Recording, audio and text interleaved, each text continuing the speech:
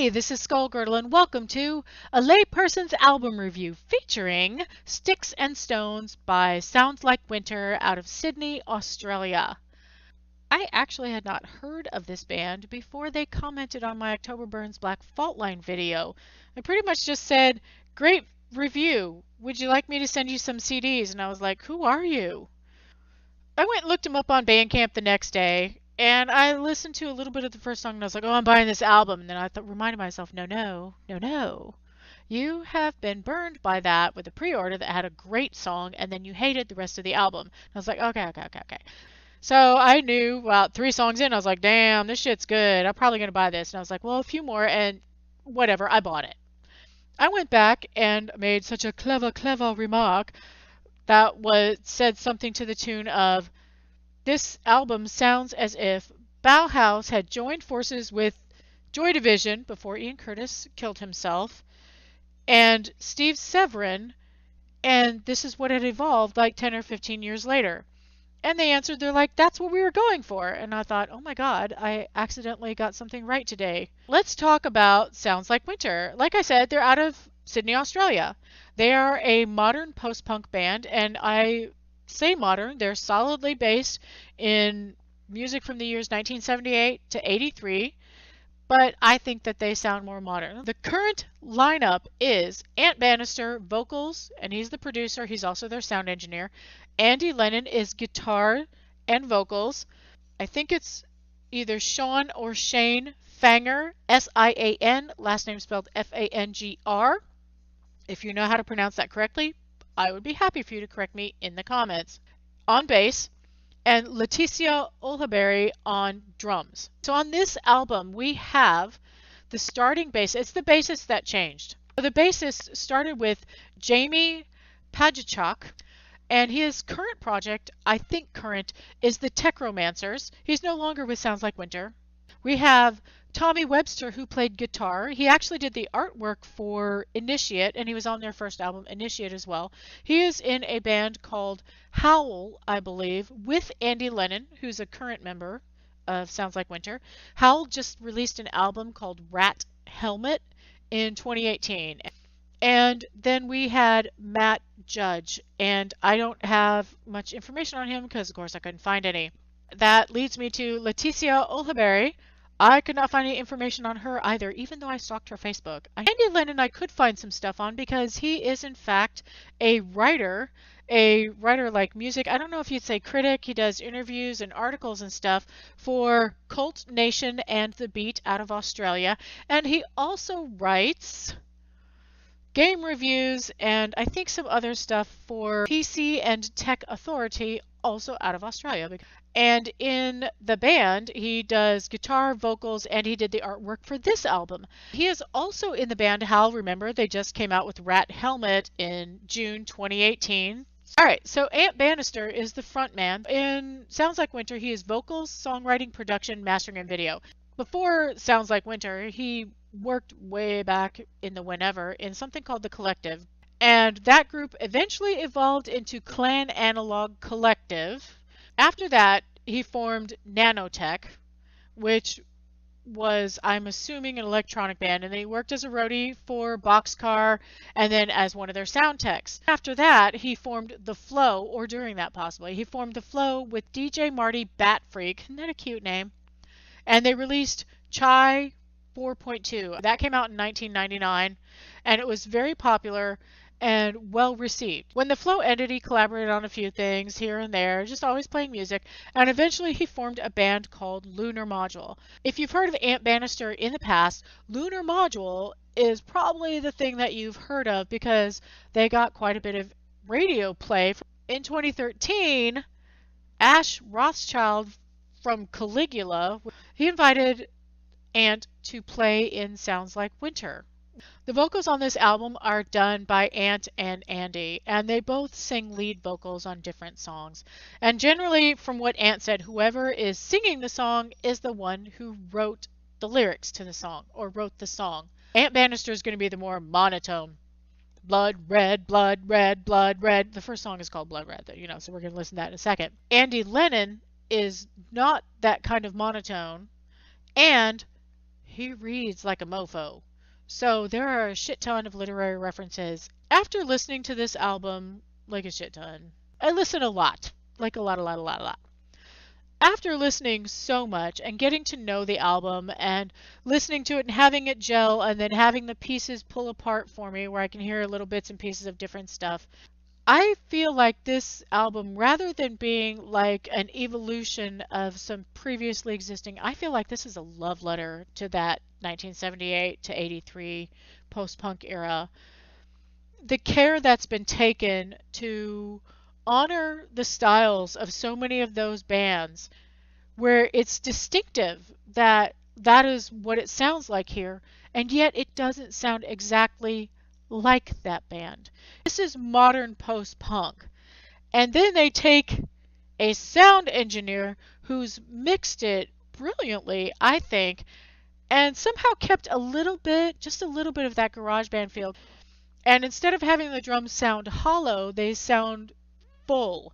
They are driving each song in a different way. Blood Red is the first song on Sticks and Stones, and it is a really great choice for the first song.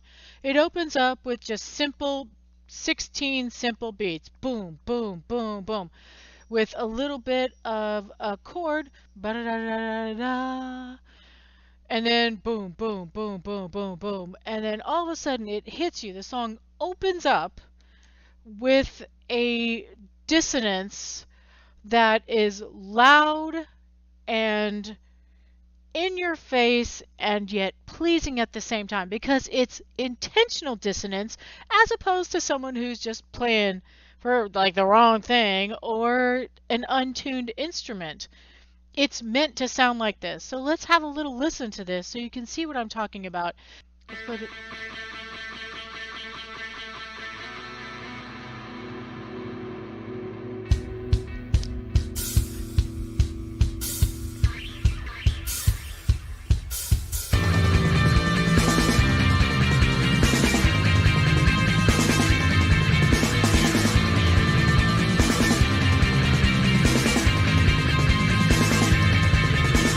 Got this hellacious song that starts the album with that dissonance. You have that and then you hear those kind of, I call them chirps. I call them guitar chirps. I have no fucking idea what they're actually called. I feel like that is kind of a hats off, kind of thing to, well, post-punk, which is what this album is about.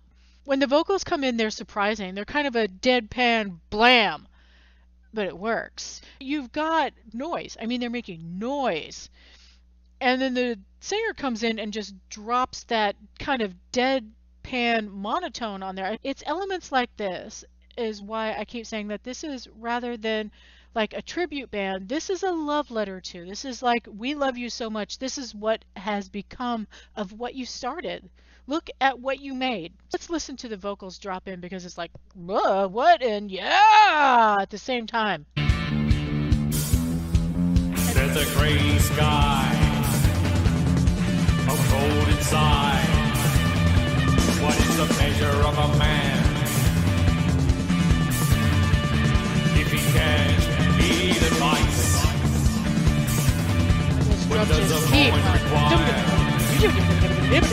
A liar. The mixing is so effective here because no instrument is really taking over. What they're creating here is noise. It's kind of like, you can definitely feel the post-punk feel, because punk was noise. It's noise to get your attention because they had something to say. The empty spaces in this song are extremely important, and they've used echo to emphasize them. Not to downplay them, not to fill them, but to emphasize them.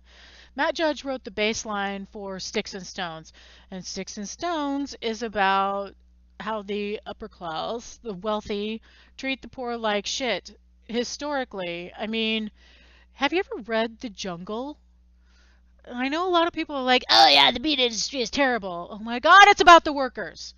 Historically, I mean, from fiefdoms, but historically, the wealthy making money from the poor don't really give a shit about the poor. They'll churn through the poor.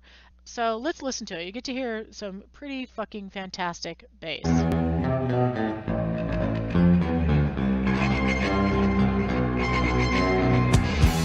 Nice little guitar points.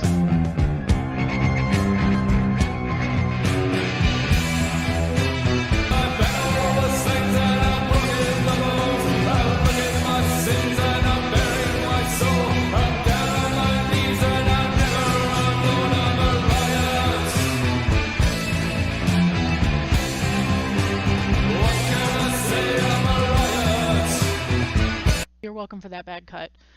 What can I say? I'm a riot. Could be the riots of the workers that caused unions to be formed, but you see that the working conditions are so much better. It could be a reference to an actual riot. And if I need to be corrected on this, hopefully somebody from the band, one of the lyricists, will actually say, well, this song was actually about blah, blah, blah. And I'm totally cool with that. Let's listen to the end of the song, because the ends of all their songs are really interesting to me.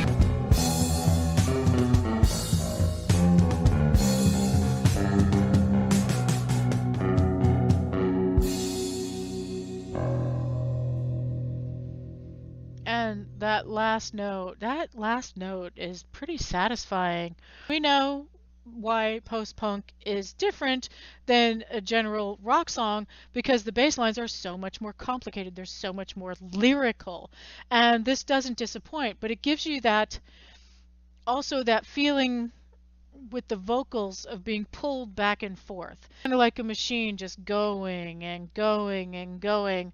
One of the things I like about this album is that each song kind of tells its own story, right? The lyrics are more detailed than a lot of songs. I mean, I like vague lyrics that really make you think as well. These are detailed lyrics that still make you fucking think. In I Hide and Sleep, we start with a very strong drum, right? They've brought the drums up, so they're modern to me. That's one of the things that makes this album sound so modern, is that the drums don't have that muted feel. They don't have that garage sound feel. They're well mixed to where they blend with the other instruments beautifully without overriding in any part that they're not supposed to be prominent. This song just starts like this, so you don't really understand exactly what's happening. Bass has gone more melodic on this one. Guitars are aggressive but not overwhelming.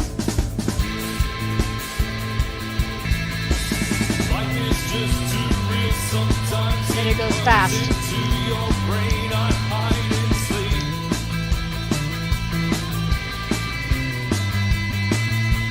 The guitar comes in, and there's a lot going on with the guitar, but there's kind of that one irritating fucking sound in there. It's like, yeah, yeah, yeah, yeah, yeah, yeah, yeah, yeah.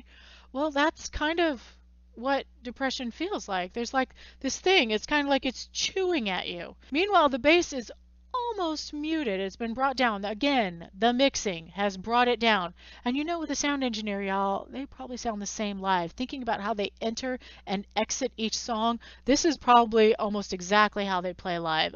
There's something about the way that the vocals are going that kind of makes you feel like you're sinking. It's a little bit unexpected. Almost everything about this album is just a little bit unexpected. Impossible Dreams, y'all, I would never in my life ever have figured out what this song was about had I not been told. Apparently, Aunt Bannister's first job was as a postal carrier. I would say the music itself, the instrumentation, is more repetitive, and that makes sense when you're doing a repetitive fucking job that you're like, I just want out of this thing. So let's listen to the beginning, and then I'm going to do a terrible cut. Or 5.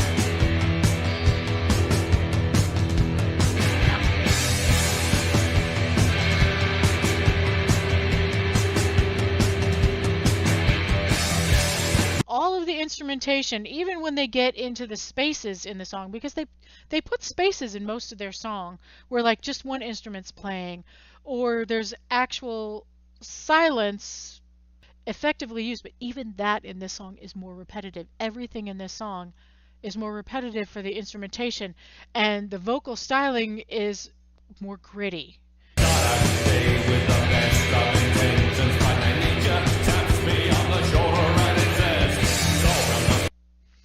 So, yeah, that was a pretty fucking bleak lyric. It's all full of lies and promises unkept. The journey we take is never easy. It's never gonna be as simple. It's a glimmer of hope. On the horizon are all of the promises made to ourselves and impossible dreams. The music is much less interesting for so much of this song, and I'm pretty sure it's supposed to be, because the song is about something that is not, in fact, interesting at all. The Life of the Just was written by Andy Lennon. It's going to have some literary references in it, such as, I don't know, the title, The Life of the Just. It's the idea, I think, of from the Republic. God, who wrote that? Socrates? Plato? From the Republic, that a person who is on the side of justice is a happier person. They come down to Wilhelm Reich, who is the first person who, or I mean, he may have coined the term sexual revolution. And then we have Sisyphus, the dude pushing the rock up the hill. Ant starts the song, Andy sings lyrics after that, and then Ant, and then they sing it together. So Ant, Andy, Ant together. Let's play a little bit of this one. It's got a really interesting sound. Much more primitive drum.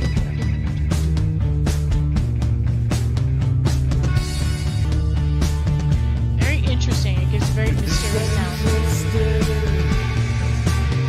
The life of the just, the only sound we believe in now is the one that is leaving. Another silence filled with the ending echo of an instrumentation. The guitar, I don't know who's playing it in this song. I honestly don't know. I don't know if it's Andy or if it's Tommy Webster. I don't know. Whoever's playing it, you're doing a fantastic job, because this is what I mean when I'm talking about dancing on the strings. You get this feeling of mystery, and not exactly magic, but like thoughtfulness, you know, like we're Rodin's thinker. Let's go do a horrible cut and move forward in this. So lay it down, just let her down. Very effective vocal. Since your shoulders start to sigh. I feel like there is so much going on in this song, and somehow it's very smooth. It's complicated. This is a complicated song. Just with that buzzing and the bass and the drums, it sounds stark with a forward momentum. And you're left alone with your own thoughts. This is my favorite song on the album. This is hands down my favorite song on the album, and that's saying a lot, because this is a fucking incredible album. Television Dream is pretty much Netflix and chill. The temptation to just sink in and just binge watch and block out everything else kind of will suck your life away.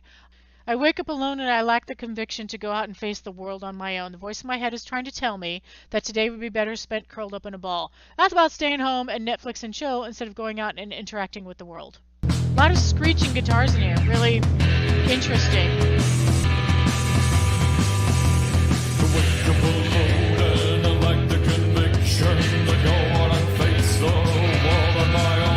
It's pretty much just someone whose ambition in life is to lie around. They just don't want to interact or deal with anybody. They just want to fucking watch TV all the goddamn time. Let's have a painful cut. I'm the king of the couch and I wield the remote. The program is on and it holds me so close, and I feel like I'm living the lives on the screen. And then I am back and I land on the ground and I am suddenly ripped from this Cabaret dream. The drums are driving it with a very monotonous beat. Boom ba da ba boom ba da boom. You know, I said that during the song. But the guitar's like, and they're adding in the excitement. It's kind of like, you know, that whole living through the TV. Now we come to Gritar, which you can see is written in Spanish. I have a friend who happens to speak both Latin American dialect and Castilian Spanish, so I asked her to translate this for me. It pretty much is saying, darkness is all around me. I scream and scream and scream. It could also be proclaim. Tomorrow everything is back to normal. The door closes on me. I scream and scream and scream and scream and scream. Nobody has any idea. All the pain is left on my pillow. A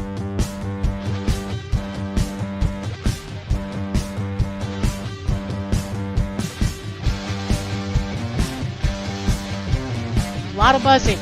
A lot of buzzing going on here.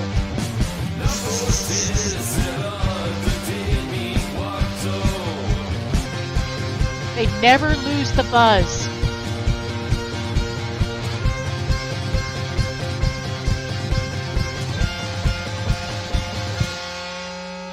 So one thing you'll notice is that the bass is much more simple, but the guitar is pretty much screaming at you. I mean, it sounds like it's literally screaming. All that buzzing and noise on so many different levels is like, ah! But not in a bad way. And once you realize that good guitar is like screaming, you're like, Jesus, oh wow. Well, the guitars do sound kind of like they're screeching. They do emulate that screaming sound without being obvious about it. There's so much about this album that really is in your face. It really is in your face. You got some really fast drumming. You've got some aggressive singing. You got some very aggressive guitars. You've got everything being aggressive all at once in some cases, and yet this album isn't grating. The next song is Plastic, and it is pretty much about us poisoning the earth, buying into a bullshit society that pretty much builds up the wealth on the blood of the rabble. Again, a strong, but the guitar sounds a little bit far away from us.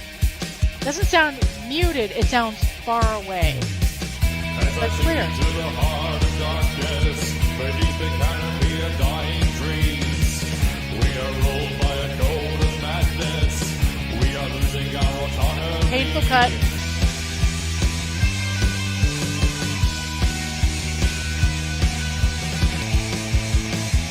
A lot of crashing cymbals going on. There are elements about this song that sound very straightforward post-punk. The drums sound pretty straightforward post-punk. They're a little bit more simplified. And then you have this guitar that comes in and it has that sound as well. And the vocals, you have that nice, I mean, I love Ant Bannister's voice. I hope so because I've listened to this album 80 million times. Beast of England was written by Andy Lennon. And it is based on Animal Farm, which starts or is based on the Russian Revolution. I was thinking the Bolshevik Revolution, which I think is the same thing, and goes through the Stalinist era and the Soviet Union. And yes, I did have to look it up because I've never read Animal Farm. Deep, deep, deep, deep, deep, deep.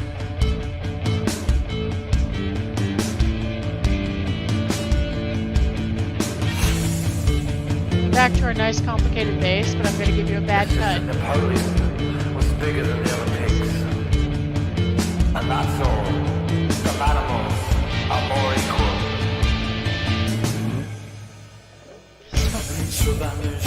The effective silence. You have the little bit of aggression in the guitars again. You've still got these high sounds going, but you've got that more aggressive in the guitar and the da da da ba da ba da da da ba da da. With the drums, the bass is a little bit more complicated than it was in Television. It's still kind of staying down around the bottom though, you know, it's not taking over the melody as much right there. He's just singing in a completely different manner. Some are more equal than others. And he's letting the ends of the notes fall off into a breathiness. And it makes you feel, first of all, more tense and also the out of breath, like you're running or like just moving really fast. Let's do another horrible cut.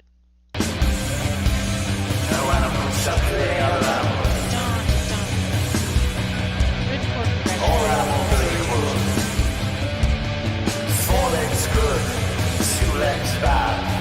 There's a lot going on. You got a nice little key change in there. The progression is just going down. And that breathiness of the voice really it just adds to it. It's not a breathy voice, but there's more breath in it. With Beasts of England, we've got a song that has a lot of different vocal things happening. And yet the mix keeps everything at the level where you can hear and understand what's happening. You've got the guitars that go up, na na na na na na na na. I just did that tune wrong. I apologize for that, but you know what I mean. And they don't take over. They take over, but they don't take over. It's just really nicely done. Really nicely done on this song. This is about Captain Cook, you know, sailing the seven seas, whatever. The New Hebrides were found when he was trying to prove that New Zealand was an island. So it was gotta get there, gotta find it, gotta discover, gotta do this stuff. And they didn't care about how many people they lost. I mean, ultimately, think about the kind of ego that Captain Cook must have had. New Hebrides has, again, a different sound. You feel kind of like you're swaying in the sea.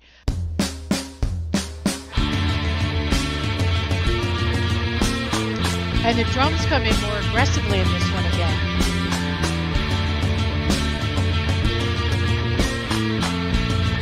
Not long till the tide turns around. All right, so what he was doing with his voice right there, something about this song, I was like, what's different about this song vocally? Well, he's ending on and up, on and up. Time to turn around. I get that I did a cadence at the end of that one, but the guitar has, I think, a softer sound, less of a tinkling, less of a single notes coming out because of the effect that's being used on it. The vocals are going up and up and up, and the drums are going dun dun dun dun dun dun dun dun dun, and the bass is pushing right along with the drums, so it feels like you're going forward. If you're up and down on the high C's, and you're on an adventure, dun da da da da. Let's do a horrible cut. One day we'll get too close to these rocks. Death's just a moment away.